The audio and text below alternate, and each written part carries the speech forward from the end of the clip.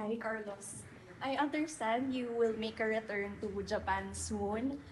Something light. How do you plan to spend your stay there? Yes po, it was random din po yung pagpunta. Pero pag pupunta po ako sa university po, just to say thank you po sa support po na binigay nila. And of course, scholarship po na nakuha ko before. And nag-alaga sila sa akin. So, gusto ko pong makita si president po ng university ko and to say thank you po. And of course, mapakita ko yung medal ko. And syempre, gusto ko ng ramen po. Namiss ko po yung ramen. Kumain ko ang ramen. Thank you. Nais ko lang itanong sa iyo kung ano yung natutunan mo kay Mr.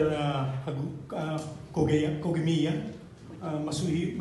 Masunehiro Kogemiya, na palagay mo ay maibabahagi mo, yung importanteng bagay lang na maibabahagi mo sa mga future talents dito sa Pilipinas, lalo na yung humahanga sa iyo na marami rin, at lalo na nung nanalo ka ng 2 ginto.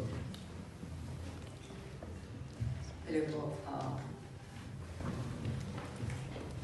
Siguro po yung dedication po sa work. And naturuan po ako na try lang ng try talaga.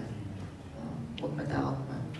Huwag sumuko po sa kung anong gusto mong abutin sa buhay.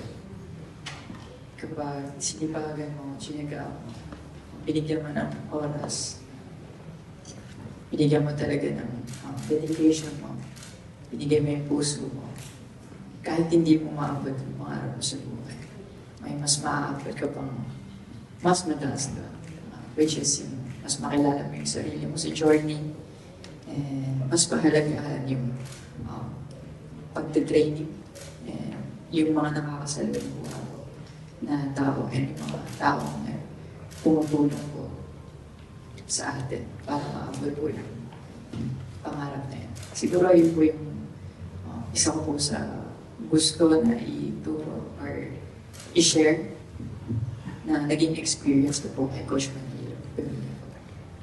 Salamat po. Thank you.